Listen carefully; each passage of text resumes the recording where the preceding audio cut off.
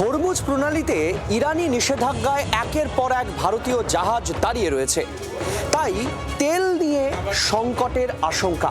ঠিক এই সময় দুটো স্ট্র্যাটেজি নিচ্ছে ভারত। এক, ইরানের সঙ্গে কূটনৈতিক রাস্তা খোলা রাখা, আর দুই, একই সঙ্গে দেখা যাচ্ছে নতুন বন্ধু খোঁজার চেষ্টা। অর্থাৎ এই তেলের ঘাটতি যদি তৈরি হয়, তাহলে বন্ধু হিসাবে কার থেকে তেল নেবে ভারত, তার জন্য রাস্তা খোলা রাখছে কে সেই বন্ধু? আমেরিকা ইরান যুদ্ধ পরিস্থিতি যেদিকে এগোচ্ছে তা এখনই থামবে বলে মনে হচ্ছে না। ফলে ভারতের তেল ভাণ্ডারে বিরাট প্রভাব পড়বে তা বলাই বাহুল্য। ইরান হরমুজ প্রণালী বন্ধ করে রাখায় বহু জাহাজ সমস্যায় পড়েছে। হরমুজে থমকে রয়েছে ভারতের 37টি জাহাজ। পারস্য উপসাগর, ওমান উপসাগর ও সংলগ্ন সমুদ্রে আটকে রয়েছে এই জাহাজগুলি। ভারতের পতাকাবাহী ওই জাহাজগুলিতে 1000-এরও বেশি নাবিক এবং নৌকর্মী রয়েছেন বলে জানা যাচ্ছে। এগুলির মধ্যে কিছু জাহাজে করে জ্বালানি তেল ও লিকুইড নাইট্রোজেন গ্যাস মানে এলএনজি নিয়ে ভারতীয় বন্দরগুলিতে আসছিল। আবার কিছু জাহাজ পারস্য উপসাগরীয় দেশগুলি থেকে পেট্রোপণ্য আনতে যাচ্ছে। আটকে পড়া ভারতীয় জাহাজগুলিকে নিয়ে উদ্বেগ প্রকাশ করেছে ইন্ডিয়ান ন্যাশনাল শিপ ওনার্স অ্যাসোসিয়েশনও। কেন্দ্রীয় সরকার যাতে এই সমস্যা কাটাতে হস্তক্ষেপ করে সেই আর্জিও জানিয়েছে সংগঠনটি।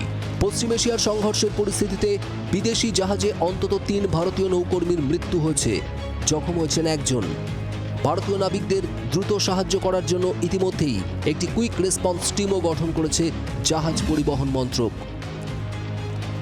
ইরান জানিয়েছে জোর করে হরমুজ প্রণালী দিয়ে জাহাজ নিয়ে যেতে গেলেই ধ্বংস করে দেওয়া হবে। প্রতি মাসে ইরান প্রায় 10,000 ড্রোন তৈরির ক্ষমতা রাখে। তা দিয়ে ইরানের ধারাবাহিক ড্রোন হামলা হরমুজ প্রণালীকে আগামী কয়েক মাস পর্যন্ত স্তব্ধ করে রাখতে পারে। সামরিক বিশেষজ্ঞ সূত্রে এমনটাই দাবি।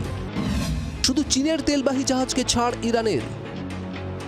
দুদিন আগেই রাশিয়ার একটি জাহাজ হরমুজ দিয়ে যাওয়ার সময় তাতে হামলা চালায় ইরান। পুরোপুরি ধ্বংস করে দেওয়া হয় রাশিয়ার জাহাজটিকে।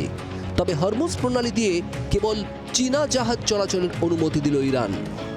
কূটনৈতিক মহলের একাংশ মনে করছে, ভারত যদি ইরানে হামলার নিন্দা করত তাহলে ভারতীয় জাহাজকেও এই সুবিধা দিত ইরান। কিন্তু ভারত ইসরায়েলপন্থী দেশ। সপ্তাহখানেক আগেই ইসরায়েল সফর করে ফিরেছেন মোদি। একদিন পরেই শুরু হয় যুদ্ধ। ফলে ভারতমুখী বা ভারতের পতাকাবাহী জাহাজকেও তেহরান এখন শত্রুর চোখে দেখবে।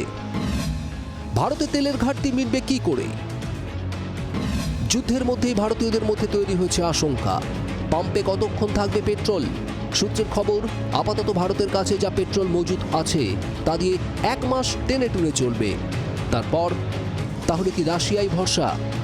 ভারতের জনসীমার আশেপাশে রয়েছে রাশিয়ার প্রায় 15 লক্ষ ব্যারেল তেল। দিল্লি চাইলে ওই তেলের গন্তব্য বদলে ভারতমুখী করে দিতে রাজি রাশিয়া। সূত্রের দাবি, তেমন পরিস্থিতিতে কয়েক সপ্তাহের মধ্যেই সেগুলি ভারতে পৌঁছে যেতে পারে। রাশিয়া ইতিমধ্যেই বলে দিয়েছে, ভারতের জ্বালানি সরবরাহে কোনো সমস্যা হলে রাশিয়া সেই চাহিদা পূরণ করতে তৈরি রয়েছে। ব্যুরো রিপোর্ট, জি 24 ঘন্টা। বাংলার আওয়াজ, বাঙালির আবেগ, জি 24 ঘন্টা।